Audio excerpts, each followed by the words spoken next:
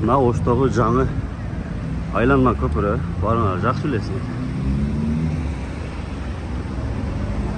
Бул жерде мүмкүнчүлүгү чектелген же болбосо оор жүктөр менен, же болбосо балдар менен, коляска менен жүргөндөргө деп атайын мондай лифт койгон да, бирок бул лифттин иштебей атканына билбейм, ушу көпүрө ачылганда эле 2 күн иштеди окшойт. Эми бул жерде бузуп коюшту деши мүмкүн, же башка кылып коюшту деши мүмкүн, бирок ошентсе дагы мына жөнөкөй жөө баскан. Бизде качан эле бир электричествого байланган нерселер жакшы дейт эле. Бизде свет өчүп калат тез-тез.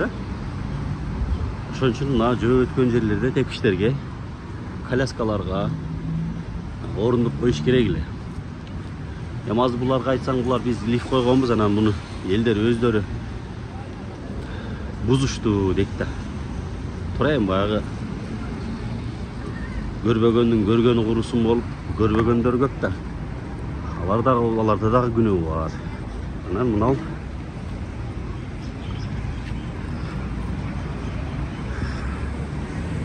лифт коюп койдук болбой. Мен бул жерден көп байкайм, баягы коляскачан эжелерди балдары менен ошо кыйналып жүдөшөт да. Ошо мынау тепкичтерде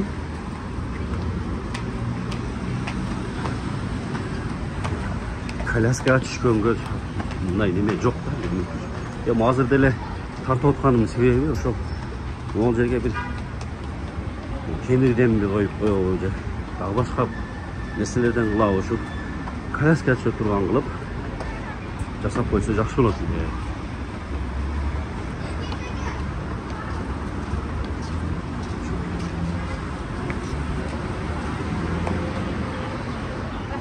Ошо мына негизи го сону жакшы жасалганда ошол нерсе эске алынбай калганы жаман болду. Мына бир тарап, эки тарап, 3 тараптан лифт, 4 тарабынан тең лифт койгон, бирок 4 тең иштебейт да. Иштеген ченде деле ошунча мына жерге коляска менен жаш балдардын коляскасы жүрө турган жолду салыш керек болчу. Азыр жок, мына жерге коляска менен келген болсо кыйналат да.